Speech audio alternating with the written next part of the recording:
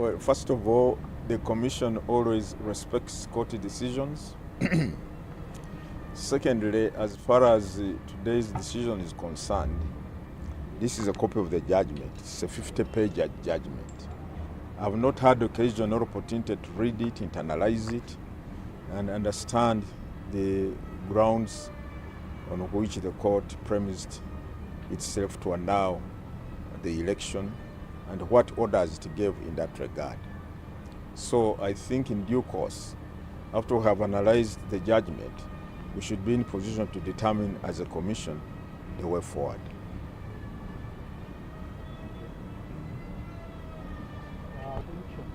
You know, at this point in time, I think it is premature for us as a commission to contemplate holding a by-election in Kawempe on account of this decision. Why? Because under the law, they see the avenue process, the appellate process by any of the aggrieved parties.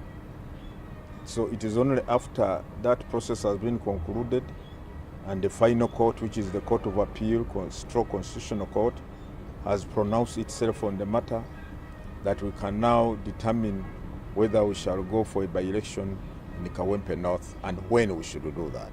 So for the moment, I think let us hold on and see whether the appeal process is concluded or any of the aggrieved parties in this petition is going to appeal to the Court of Appeal, and then we see the final decision. And secondly, the Commission can only begin the process of organizing for a by-election after receiving a formal notification from the Clerk to Parliament.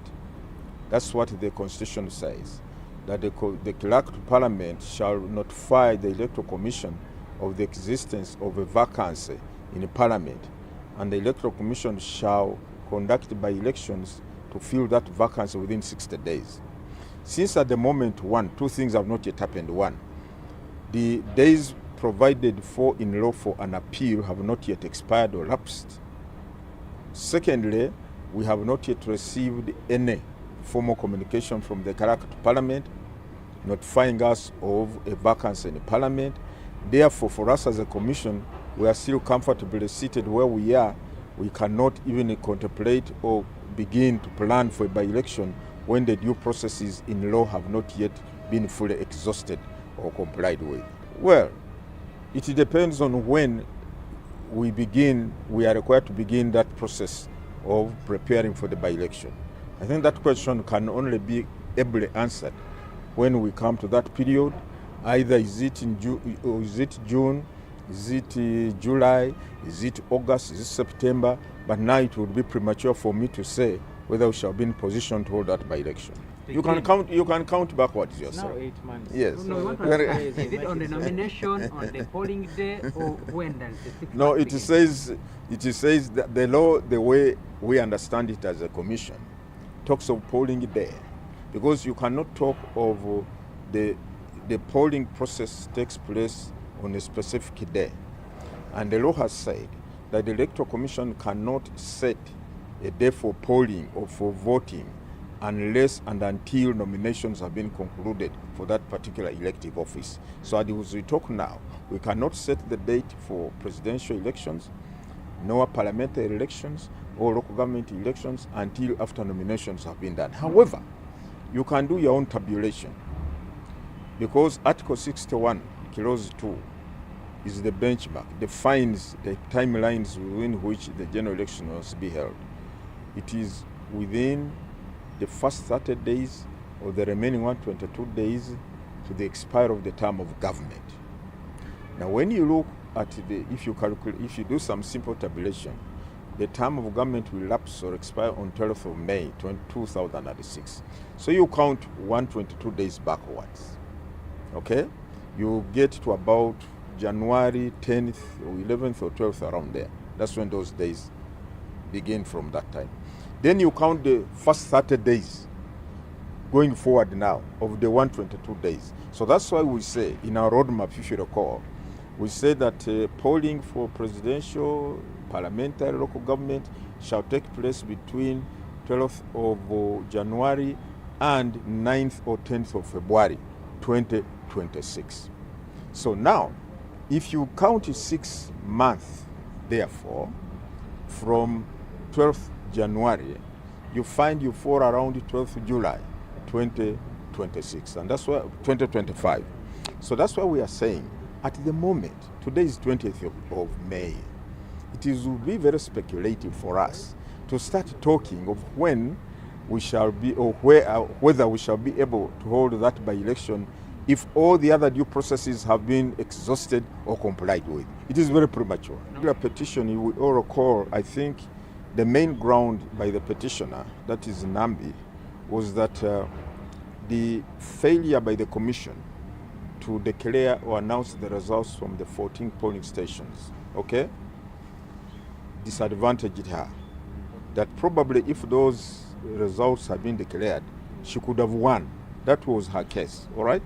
And we did concede and accept that indeed we could not declare the results from those 14 polling stations because some people came and destroyed the results after counting.